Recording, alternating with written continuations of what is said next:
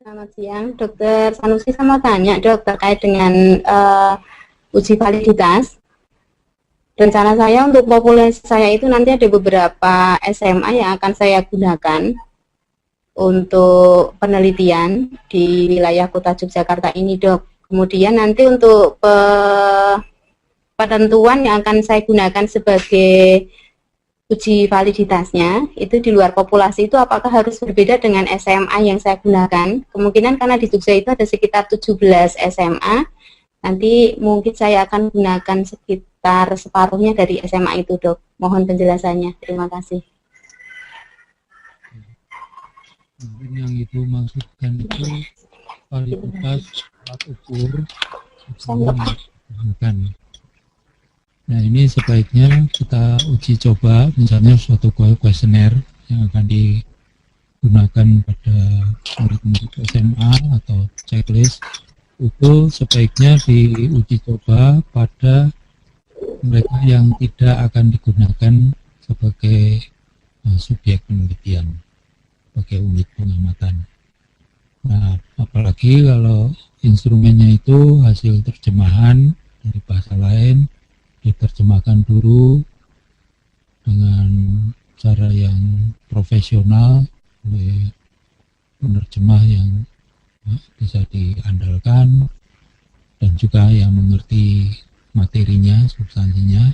Kemudian dicoba pada 2-3 murid SMA yang sepadan untuk dimintai pendapatnya. Selain dicoba mengisi, tapi juga untuk ditanya pertanyaan mana yang meragukan, yang kurang bisa dipahami, atau yang menyinggung perasaan atau apa dan sebagainya. Lalu dimodifikasi, lalu diuji coba lagi pada 2-3 siswa SMA, dan seterusnya berkali-kali sampai kita pasti bahwa kuesionernya sudah bisa dipahami.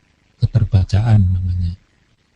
Nah, ini dilakukan pada murid-murid SMA yang bukan populasi yang akan kita teliti.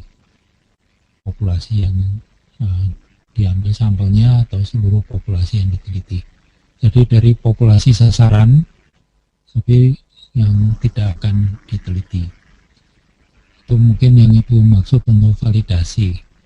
Nah, setelah instrumennya siap, lalu dibagikan pada murid-murid yang menjadi subjek penelitian. Kemudian data yang masuk selain untuk menguji hipotesis juga dipakai untuk memvalidasi alat ukurnya dengan cara menguji hipotesis-hipotesis yang terkait dengan instrumennya. Jadi misalnya kuesioner ya. Kuesioner ini dianggap valid kalau apa? Misalnya 1, kalau alfa Kronbachnya lebih besar dari 0,70. 2, kalau item-item dari faktor yang satu tidak berhubungan erat dengan item-item dari faktor yang lain. 3, misalnya kalau faktor analisis sebelum survei akan sama susunannya dibandingkan dengan faktor analisis setelah survei. Hipotesis berikutnya dan seterusnya. Makin banyak hipotesis tentang alat ukur itu didukung, makin valid alat ukur itu. Ini namanya triangulasi. Jadi, jawabannya seperti itu.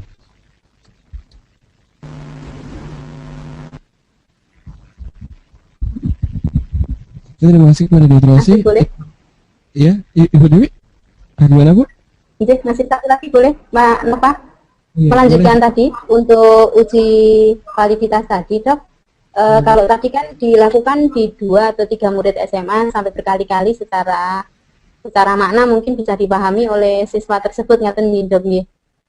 Setelah itu untuk uji validitas secara tadi terkait dengan alfa tadi kan berarti ada sejumlah responden ya, Dok ya, yang kita lakukan untuk uji validitas. Itu apakah ada batas minimal untuk Bukan. pelaksanaan uji coba itu kepada sejumlah misalnya 30, 40 atau 60 atau ada rumusnya, Dok?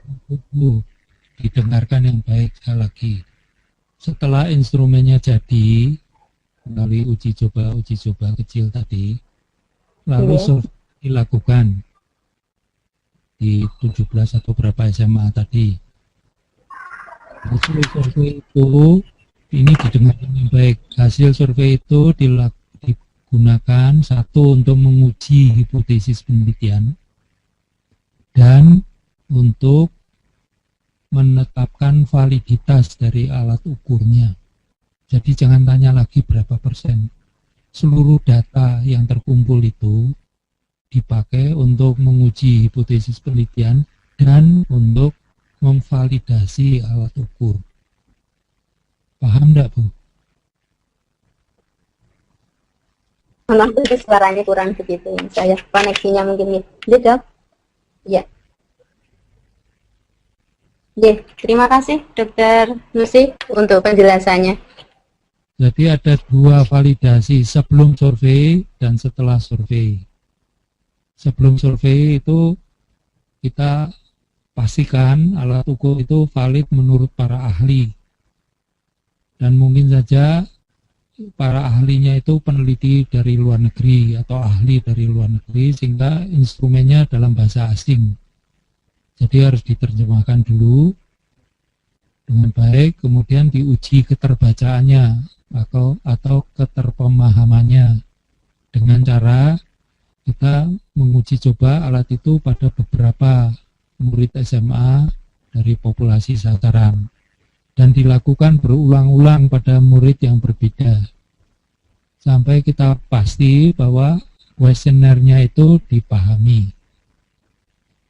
Setelah dipahami, lalu dicetak, kuesionernya diperbanyak, lalu disebarkan pada semua murid SMA yang menjadi sasaran penelitian, yang menjadi subjek penelitian. Nah, data yang terkumpul, sekali lagi ini, dipakai untuk menguji hipotesis penelitian dan dipakai untuk memvalidasi alat ukur. Ini yang namanya validitas konstruk. Kalau yang tadi sebelum survei namanya validitas substansi atau validitas isi. Jadi data yang terkumpul dari survei itu dipakai untuk menguji hipotesis penelitian dan dipakai untuk menentukan validitas konstruk dari instrumennya. Nah, untuk maksud yang kedua ini, si peneliti merumuskan sejumlah hipotesis tentang alat ukur itu. Di telekonferensi ya, beberapa hari yang lalu sudah dijelaskan itu, silakan Ibu baca.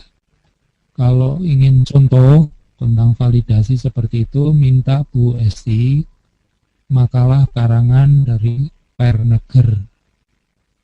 Nah, si Perneger CS ini mengadakan penelitian di Jenewa tentang kepuasan pasien. Nah, yang dipakai suatu kuesioner yang asalnya dari Amerika dalam bahasa Inggris. Namanya Patient Satisfaction Questionnaire, PSQ.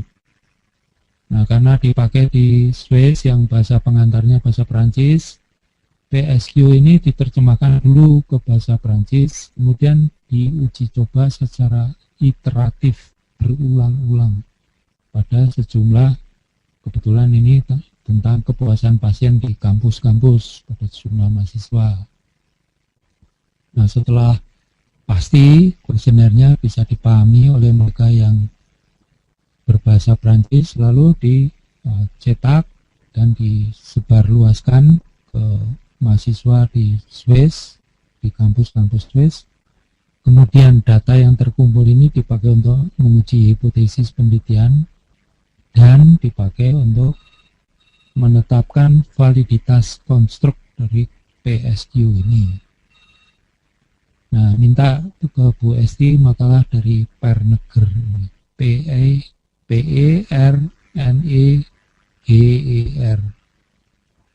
Sudah disiapkan oleh Bu Esti.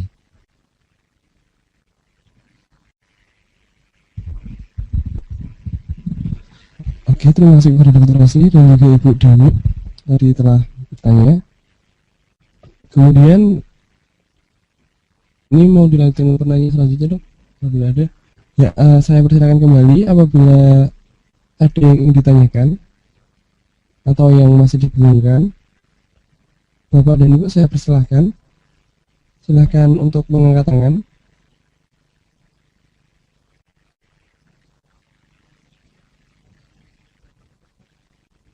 Mungkin tadi Pak Sofyan Anwar ada tanggapan dari yang telah dibahas oleh Dr. Rosli. Halo Pak. Halo Pak Sofyan. Oke,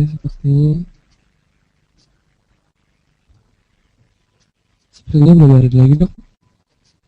Ini atau mau dilanjutkan terlebih dahulu? Sebenarnya yang menjadi pokok pembahasan ya tadi itu, ini slide-slide selanjutnya hanya untuk mengisi kalau macet seperti ini. Ini bukan conference, ini namanya kuliah jarak jauh. Kalau conference kan peserta yang lain harus aktif, berkomentar, menanggapi, bertanya, dan sebagainya. Coba sekarang kita ngisi waktu. Saya ingin menanggapi email dari dua peserta, yang satu dari Bu Istiana mengenai kasus filariasis. Dia menulis demikian, kasus filariasis di Indonesia sampai sekarang saya tidak bisa baca itu di perbuku, masih menjadi masalah. Sebagai contoh, di Pekalongan sampai saat ini meski pengobatan massal MDA dengan DEC sudah berjalan 4 tahun, masih saja hasil pemeriksaan darah mikrofilaria positif lebih besar dari 1%. Kemudian positif menulis, saya mencari makalah systematic review dengan kata kunci filariasis and vector and systematic review melalui berbagai web open access sebagaimana yang diajarkan Bu Mesti. Tapi sampai sekarang saya belum mendapatkan makalah systematic review yang sesuai. Nah, kira-kira masalahnya di mana? Kok belum menemukan? Lalu untuk jalan pintasnya minta tolong Bu Mesti, tolong carikan kira-kira di mana masalahnya. Kenapa Ibu Siti kesulitan mendapatkan makalah systematic review? Kuncinya di kata kunci. Nah, caranya bagaimana? Ini ada kata kunci awal, tapi bisa dicoba dengan kata-kata kunci lain. Coba slide berikut. Ini dengan kata kunci yang sama, saya masih bisa menemukan ini. Benefit of insecticide treated nets, kelambu yang diimpregnasi dengan insektisida. Tidak hanya pada kelambu, tapi juga pada hordin dan pada kasal. Manfaatnya untuk penyakit yang ditularkan melalui vektor, kecuali malaria. Jadi untuk semua penyakit lain yang ditularkan melalui vektor. Mudah sekali dalam sekejap muncul ini. Dan ini tahun 2014. Coba kita lihat kesimpulan dari para penulisnya, slide berikut.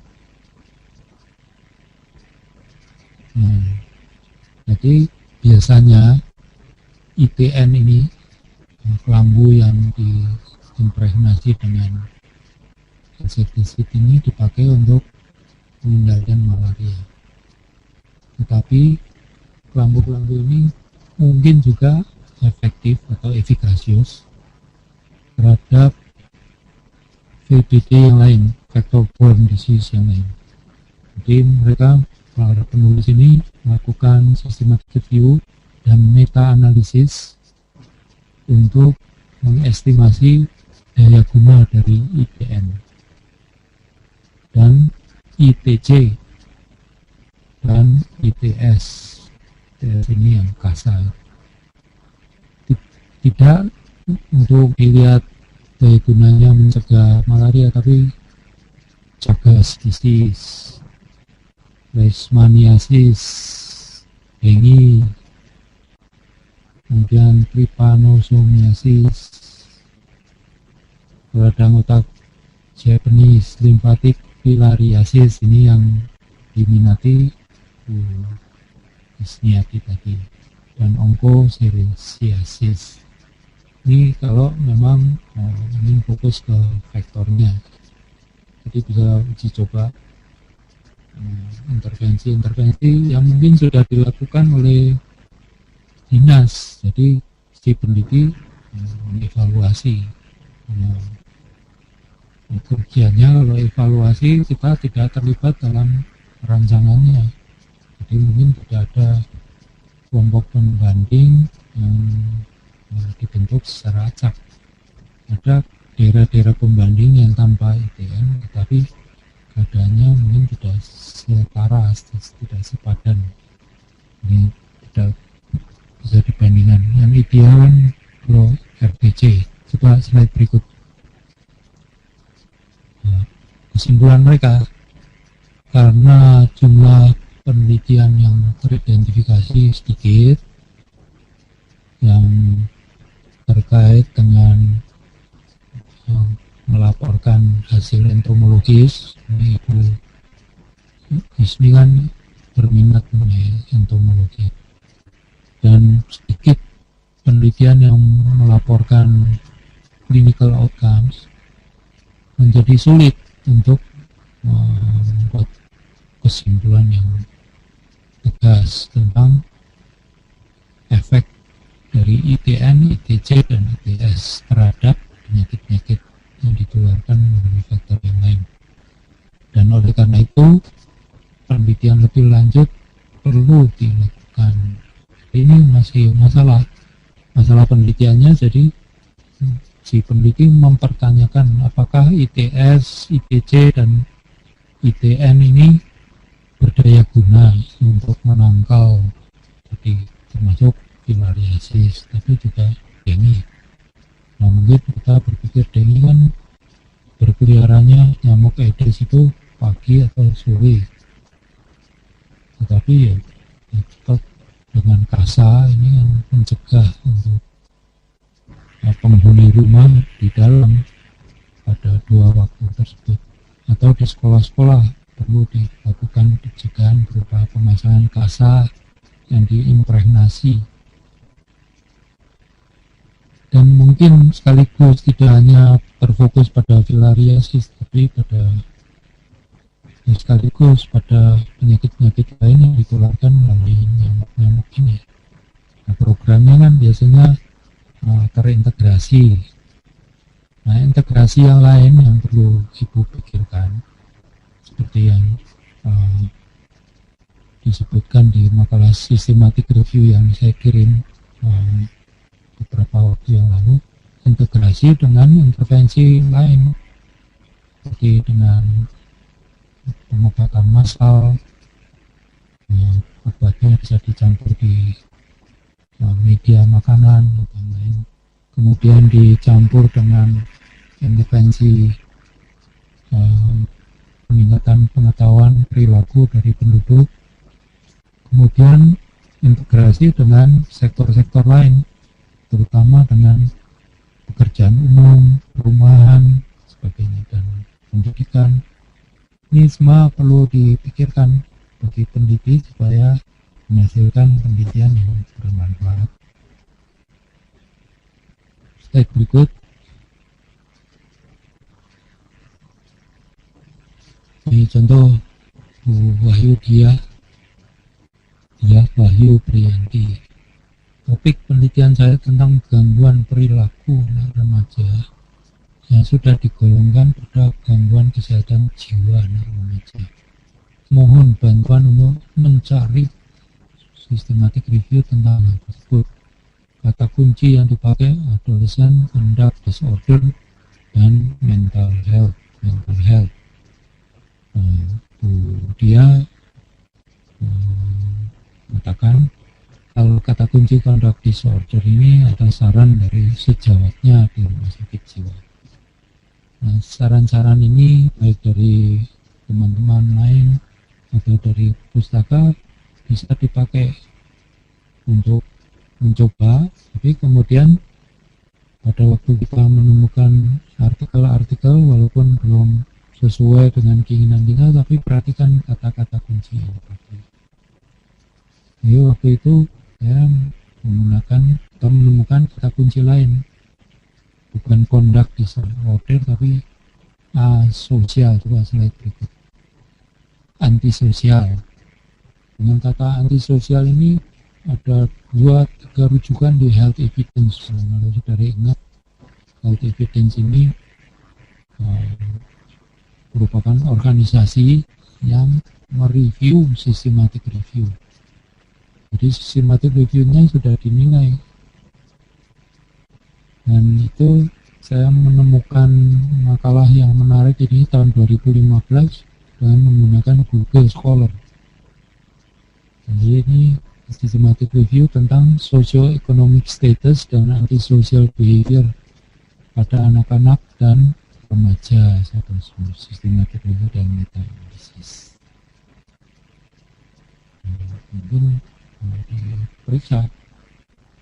Kalau belum sesuai dengan harapan, ya perhatikan kata-kata kunci. Mengenai kata-kata kunci ini, terutama dalam bahasa Inggris, kita harus coba-coba karena ada pengejaan menurut Amerika dan menurut Inggris. Misalnya behavior, kalau menurut orang Inggris behavior, pakai U, tapi kalau Amerika behavior, IO. Kemudian pakai akhiran-akhiran yang berbeda untuk menunjukkan kata kerja atau kata sifat dan sebagainya.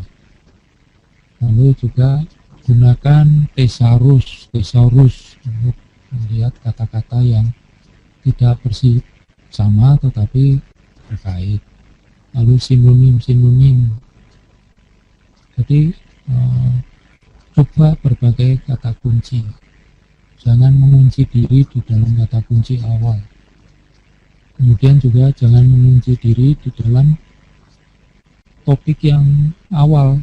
Mungkin setelah melihat makalah-makalah lain yang lebih menarik, jadi jangan ragu-ragu untuk pindah, ganti haluan, lalu memiliki yang lebih menarik dan lebih berguna ini.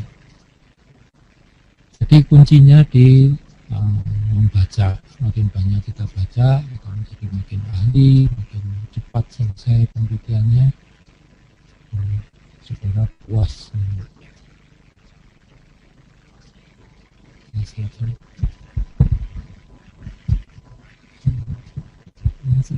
Oke, terima kasih pada ilustrasi atas tadi tambahannya. Oke, ini saya persilakan kembali kepada Bapak dan Ibu. Apabila ingin bertanya, silahkan mengangkat tangan di toolbox sebelah kiri.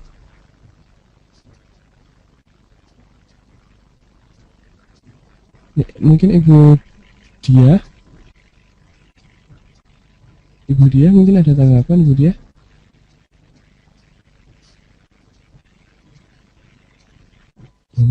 Mungkin ada gangguan koneksi. Ini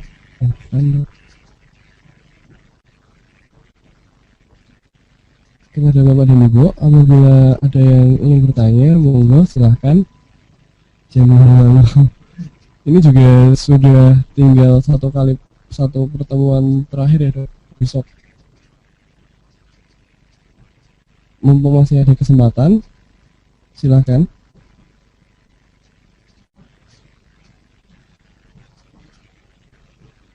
Sebelum nanti kita ketemu di kampus. Ya, saya persilakan kembali kepada Bapak dan Ibu untuk bertanya.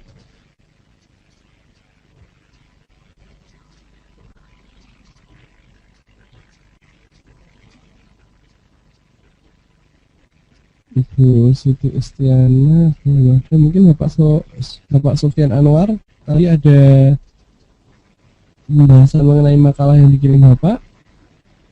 Mungkin ada tanggapan, Pak?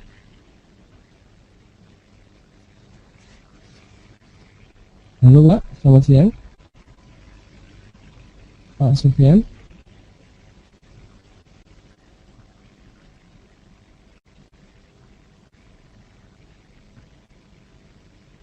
Ya, saya ingatkan kembali, ini telekonferensi tinggal satu kali lagi, dan mohon untuk dimanfaatkan sebaik-baiknya mumpung masih ada kesempatan sebelum nanti kita bertemu di kampus. Ya, Bapak dan Ibu, monggo tidak usah malu-malu.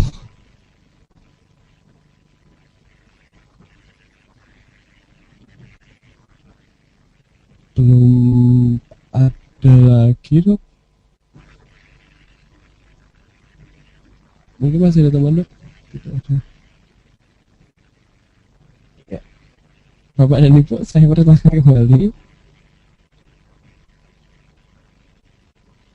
sehingga silahkan untuk bertanya, dimantepin nanti sehingga pada saat balik lagi ke kampus nanti untuk pra proposalnya sudah siap gitu. Ya, tidak ada lagi. Oh ya, ada. Halo ya Pak Ahmad Edi, selamat siang. Selamat siang Mas Nova. Selamat siang Dr. Rosi. Tadi di contoh-contoh itu kan ada teman yang tidak dapat nyari systematic review. Kalau nyarinya kalau tidak dapat systematic review tapi review yang bukan sistematik, tetap bisa dipakai ya Dr. Rosi ya? Ya bisa, bahkan makalah tunggal penelitian terkini yang menarik, lalu saudara lihat di bagian akhir di konklusinya ada saran untuk penelitian selanjutnya apa yang perlu diperbaiki dan setelah membahas keterbatasan. Nah, kelebihannya apa dari systematic review?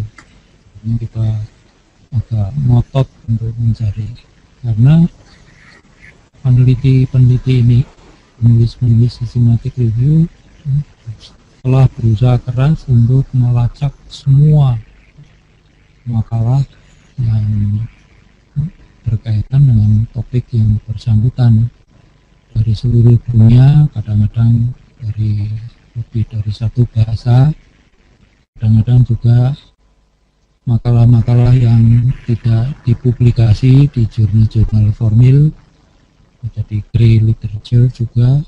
Kemudian mereka seleksi memenuhi beberapa kriteria, kemudian di critical appraisal sudah dilihat mutu tidaknya, kemudian di sintesa. Nah, kelebihannya di situ. Nah, kalau tidak ada, lalu yang lebih rendah sedikit tentunya, misalnya review tetapi sudah di critical appraisal. Ada scoping review, artinya skopnya diperluas, mungkin mesin-mesin pencari yang dipakai juga lebih banyak.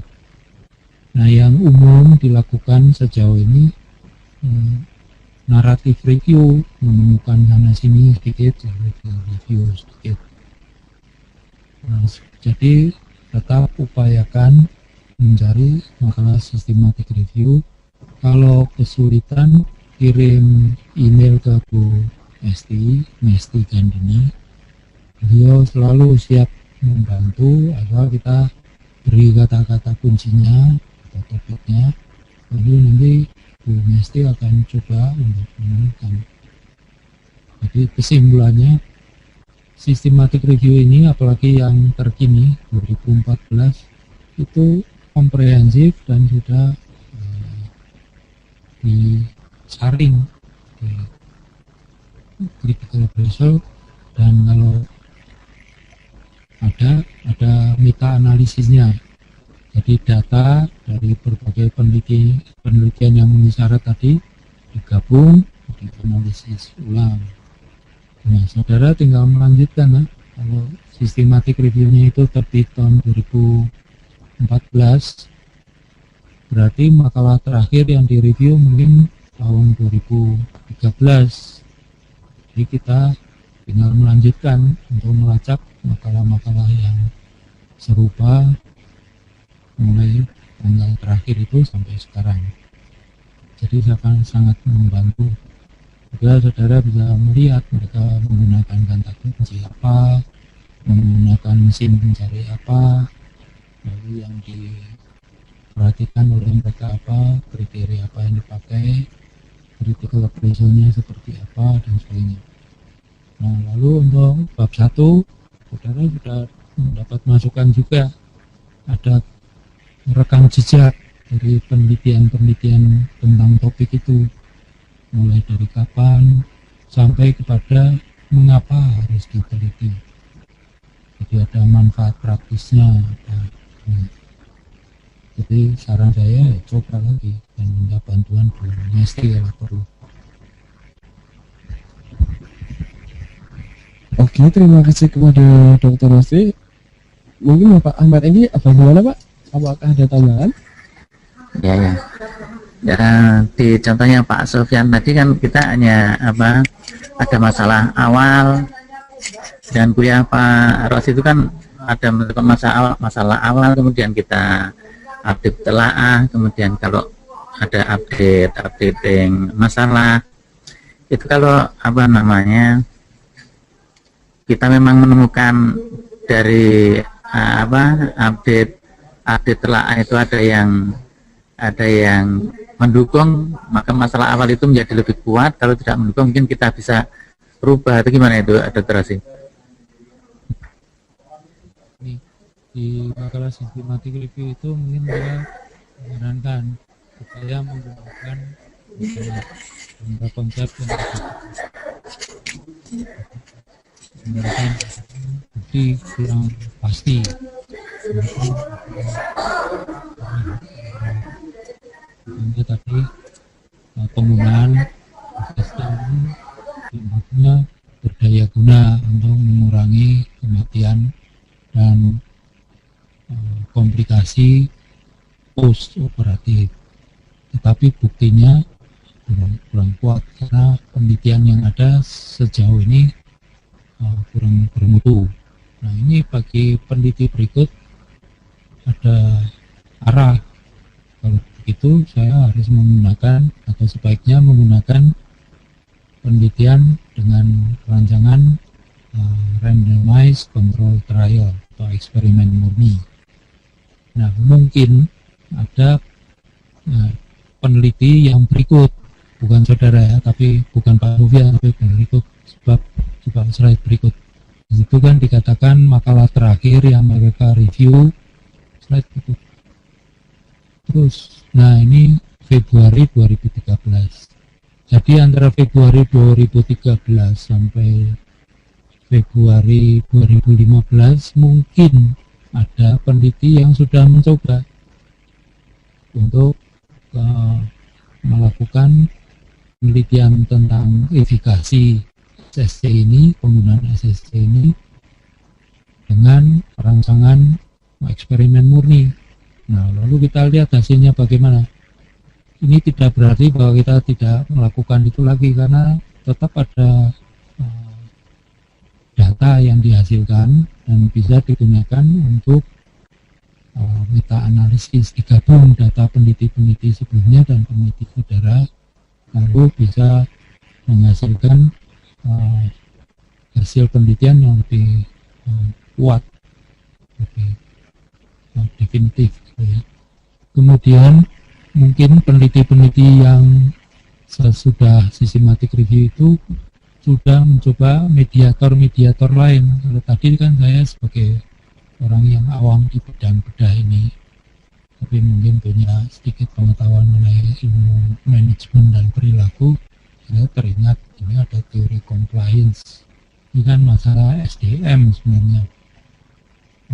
Dokter-dokter bedah, perawat-perawat bedah, mereka perlu mematuhi SOP atau perlu disupervisi.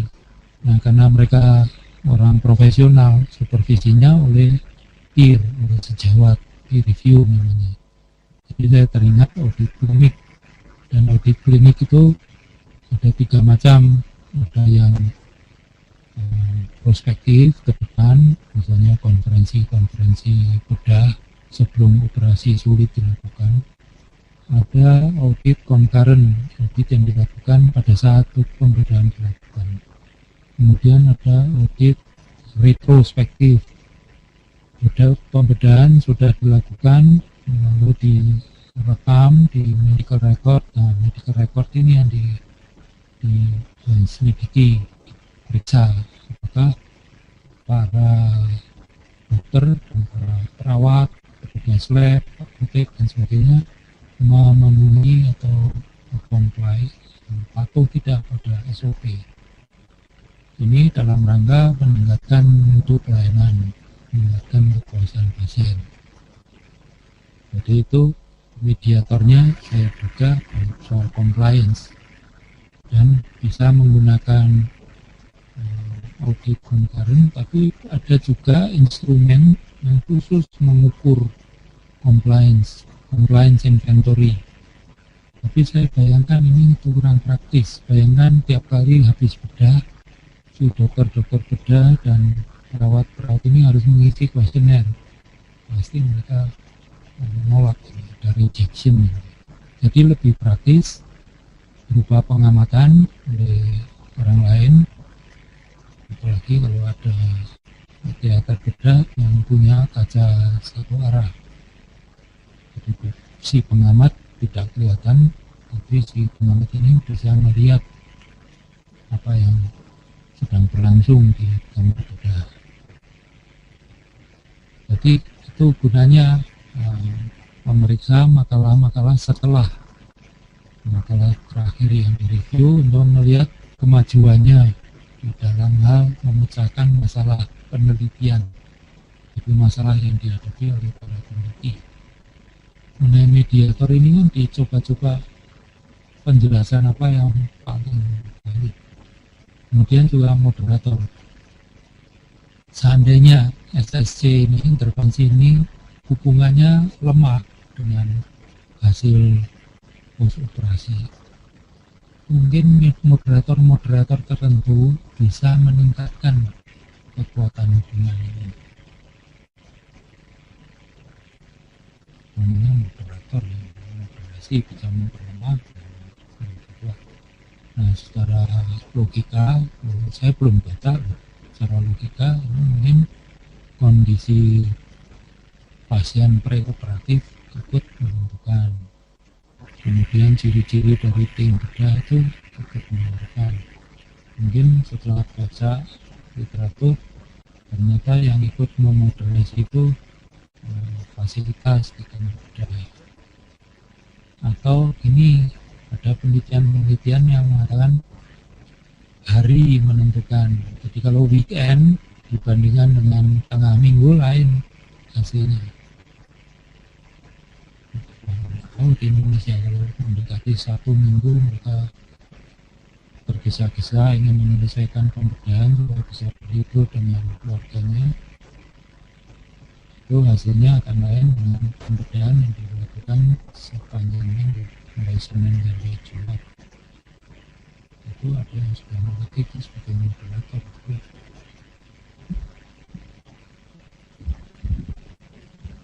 Oke, baik. Terima kasih kepada Dr. Rossi. Bapak Ahmad Edi, bagaimana? Iya, saya kira ini masih terus bisa dipakai ya, tadi masih terhadap saya. Masih bisa satu lagi, Mas Awa? Iya, Dok. Ya, silakan Pak Ahmad Edi. Ini yang terkait ini tadi kan sudah sampai metode penelitian yang apa? Kalau di awal mungkin ada masalahnya tidak hanya satu, ada masalah A, B, C, D, E barangkali di depan, sehingga dosisnya juga mungkin A, B, C, D, E, yang mungkin desain penelitiannya memerlukan tadi ada konstruk anunya yang berbeda. Kalau dulu waktu S2 kan pembimbing bilang ya, kalau S2 masalah cuma satu, kalau S3 ya jangan cuma satu. Terkait ini desain penelitian bisa lebih dari satu, Dr. Rosi. Jadi ada eksperimental, ada desain penelitian yang eksperimental, ada observasional, ya, eksperimental ada macam-macam juga, observasional juga ada macam-macam juga. Jadi begini, tapi saya duga mungkin masih diadukan yang masalah praktis dan masalah penelitian. Ini saya ulang sedikit ya. Masalah praktis ini masalah yang dihadapi para praktisi. Dengan contoh Pak Sufyan ini, para praktisi adalah para ahli bedah, para direktur rumah sakit. Mereka menghadapi masalah praktis, yaitu masih banyak atau masih ada kematian postoperatif, masih ada komplikasi postoperatif. Nah, mereka ingin mengintervensi, mencari solusinya.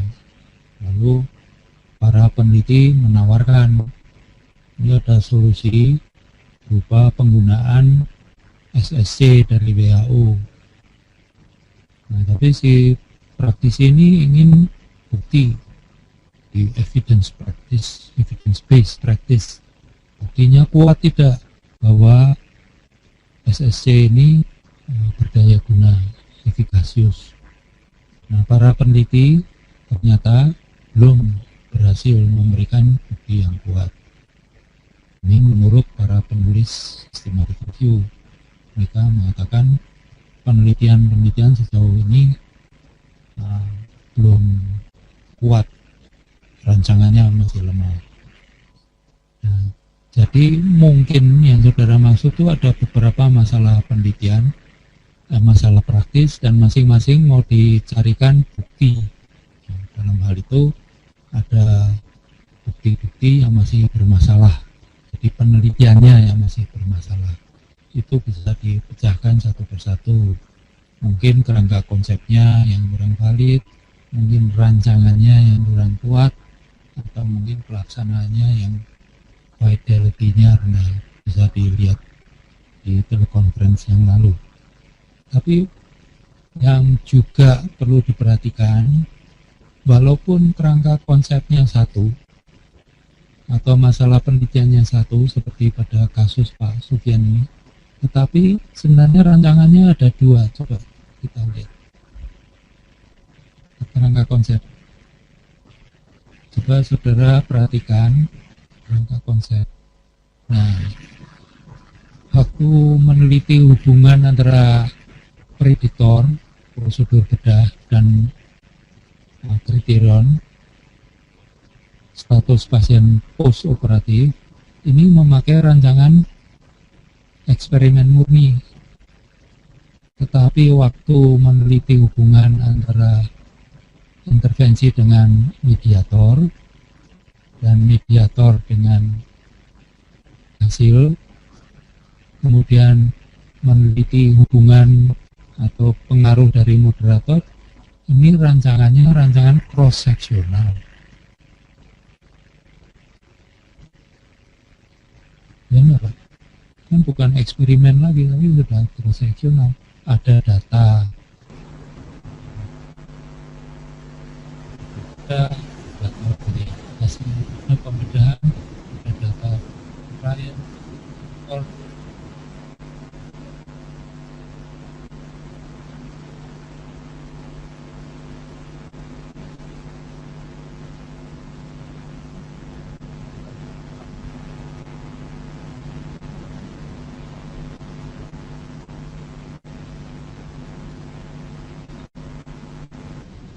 monitor, mengamati dari waktu ke waktu. Tapi kalau transaksi dari tempat ke tempat, dari kasus ke kasus, tidak menggunakan rancangan transaksi. Jadi walaupun masalah penelitiannya satu, kerangka konsepnya satu, tapi rancangannya yang dipakai ada lebih dari satu. Nah, misalnya moderatornya, si peneliti ingin ikut mengamati moderatornya, jadi tidak dikendalikan atau dimanipulasi, jadi ikut diamati. Nah, ini berarti jumlah unit analisis yang dilibatkan banyak sekali, besar ribuan. Jadi mengadakan multivariat analisis yang sudah tidak ada kaitannya dengan eksperimen lagi, tapi multivariat analisis. Kemudian seandainya compliance itu diukur dengan suatu kuesioner compliance yang terdiri atas berapa dimensi, berapa faktor. Ini alat ukurnya divalidasi dengan data yang dihasilkan oleh prospeksi tadi. Jadi satu saja sudah repot jawabannya. Jadi tolong dicek apakah yang saudara maksudkan itu berpangkal dari masalah praktis yang jumlahnya lebih dari satu yang ingin dipecahkan sekaligus dalam suatu penelitian, atau terfokus pada satu masalah. Dan untuk materi yang hari ini nanti akan segera kami upload di webnya S3 juga. Oh iya, bisa dilihat juga untuk materi pada siang hari ini di blognya Dr. Rossi di rossisanusi.wordpress.com. Benar ya, Dok? Oke. Dan untuk rekaman video mungkin yang hari ini bisa dilihat mungkin kalau tidak hari malam ini ya besok pagi atau besok siang. Terima kasih atas kehadirannya dan perhatiannya. Selamat siang. Wassalamualaikum warahmatullahi wabarakatuh.